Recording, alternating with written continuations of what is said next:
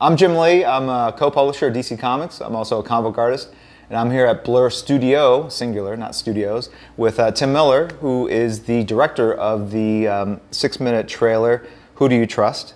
And we're talking about really sort of the backstory and some of the secrets behind the trailer and a lot of the thinking that went into making this really monumental piece. I mean, it's an honor to be here, Tim. It's an honor to be doing this, sitting here and talking to you about the comics that I grew up reading. You know, what's awesome about this whole project is, you know, I mean, it started with Jeff Johns' sort of plot outline of the backstory for the game.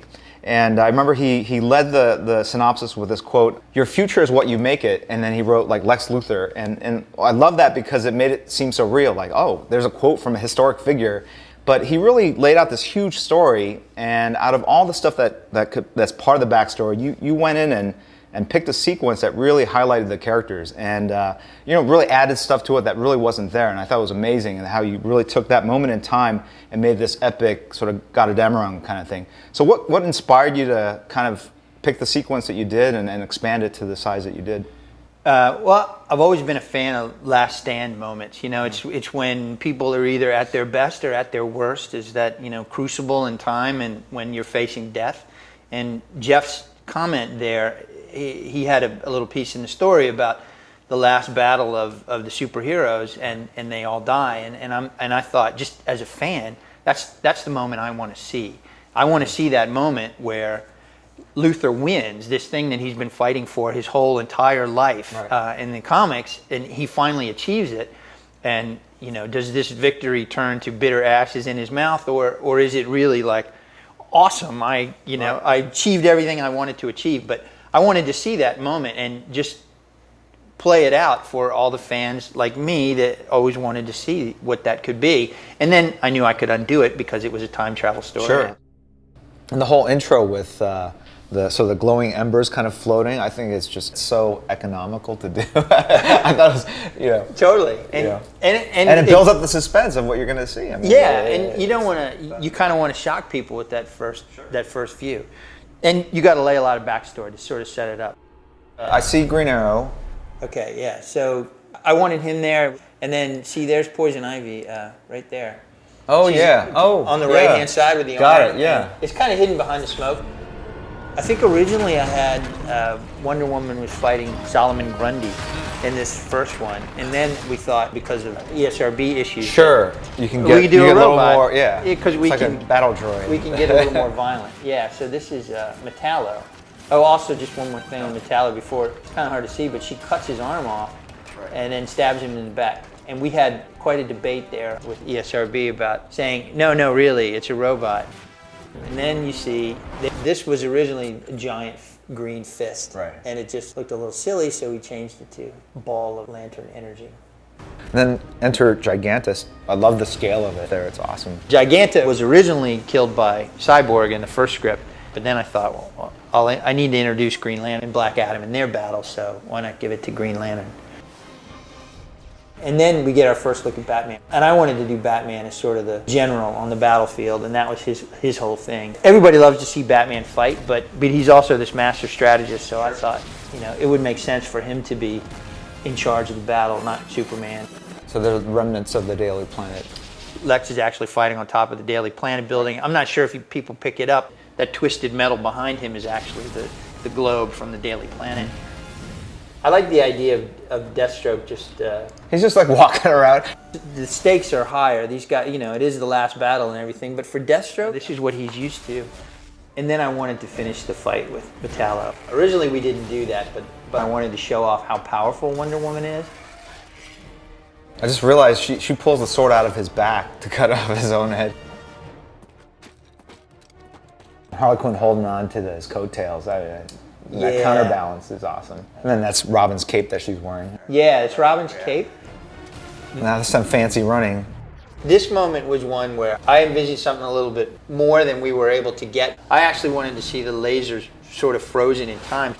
We wanted to give Green Lantern his moment. Like, what would he do if he was wounded? And so we had him bind his wounds, and like his arm was broken and he was kind of holding it together with lantern energy. Just loved how Deathstroke sort of skid along the ground as he falls. Little subtle things like that really sell the sense that it's actually physically happening. My whole idea with him was he's got to be clever because she's so much more powerful. I love how the shield is actually segmented. It's not just like this big disc. I mean, one of the fans said online, why does he do it 3 times? Doesn't he figure out that it doesn't work the first time? Why does he keep doing it? When things are happening this fast, you do the thing that... Yeah, well, that was kind of what I was going for. He's desperately just trying to get this guy off. Yeah, hang on, right.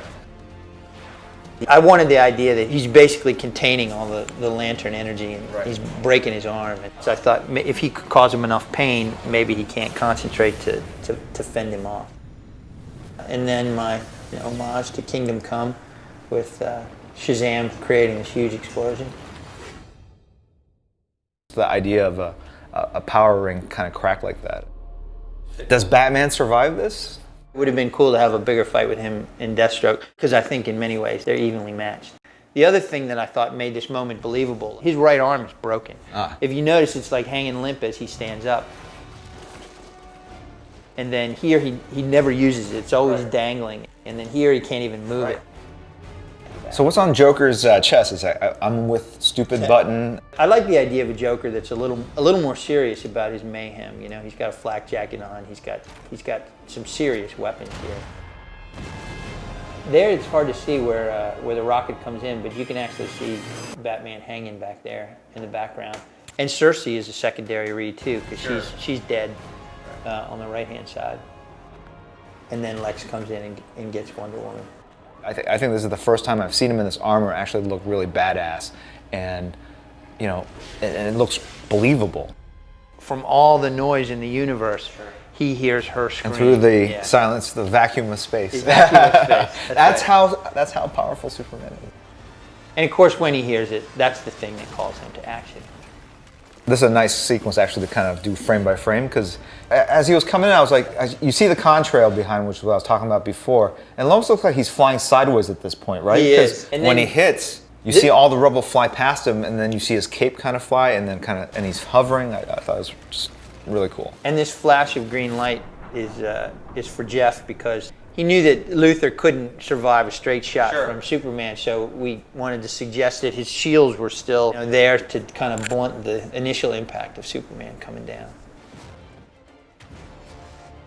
There was that great shot by Alex Ross where his red eyes are coming out, and all you see is the steam in the eyes as he's coming out, and he is pissed.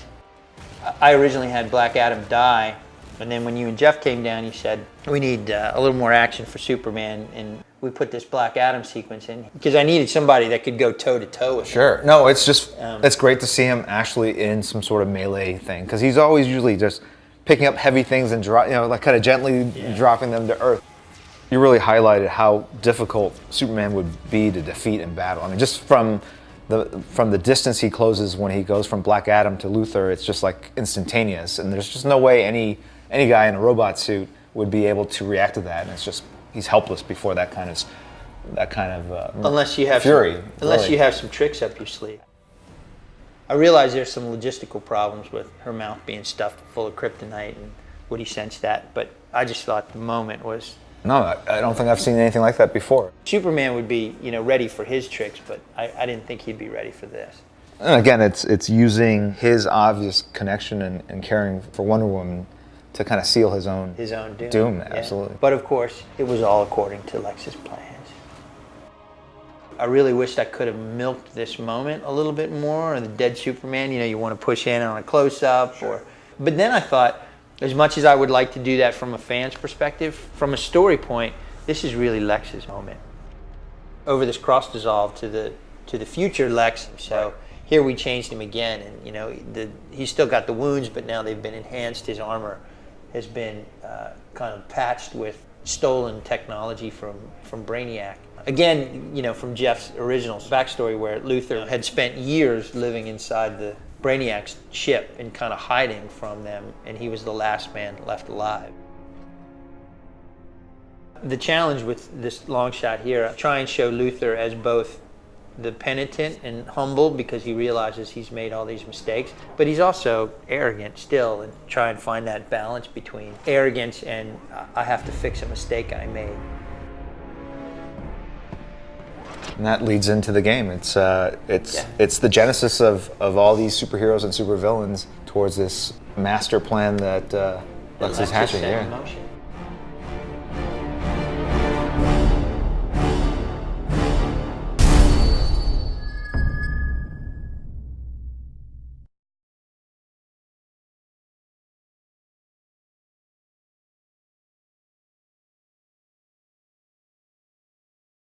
Sony.